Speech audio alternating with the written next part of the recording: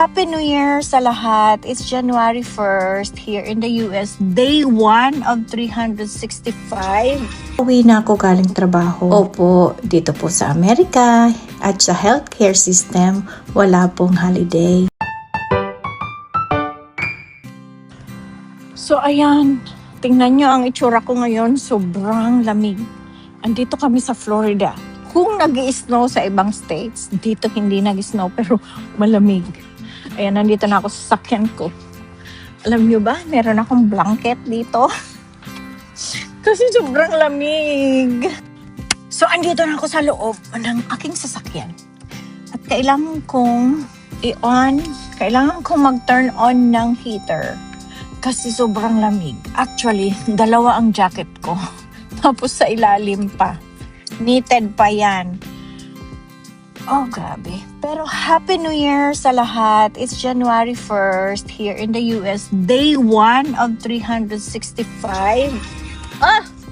Day 1 of 365.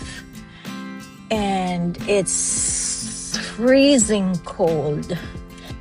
So siya nga pala, galing ako dyan ng night shift. Nag-work ako ng New Year's Eve. Kaya ngayon, January 1, as what I've said, pauwi na ako galing trabaho. Opo, dito po sa Amerika at sa healthcare system, wala pong holiday. Actually, nakatulog ako dyan sa sasakyan. Dapat uuwi ako ng 8:30 pero alam nyo ba kung anong oras na yan? 9:30 na po ng umaga. Kaya ayan, go home na tayo. Kasi it's January 1st and I have to sleep the whole day para makabawi sa aking pagtrabaho sa gabi. Kumusta naman ang inyong holidays or ang New Year at Christmas? Sana happy at merry, di ba? Lahat naman po may problema at lahat naman po may stress sa katawan or sa buhay. Pero wag po natin yung seryosohin masyado kasi wala tayong magagawa. Nandyan talaga yan. At simulan natin ang bagong taon, ang 2026 ng maayos at mas maganda. O di ba? So dito naman ay nakauwi na ako. Nasa parking lot na ako at inaayos ko na ang aking mga gamit para makapasok na ako sa bahay. Parang tinanghali na talaga ako. Hindi ako sanay na ganito. Pero okay lang yan kasi uuwi naman ako na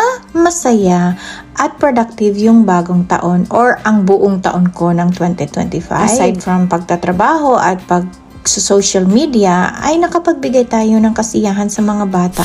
Doon po sa lugar namin sa bayan ng Batu. Umabot tayo ng more than 300 kids, more than 300 na bata ang napasaya natin ngayong month ng December. Kaya hindi lang followers at mga masusugid na subscribers ng YouTube ang ating napapasaya.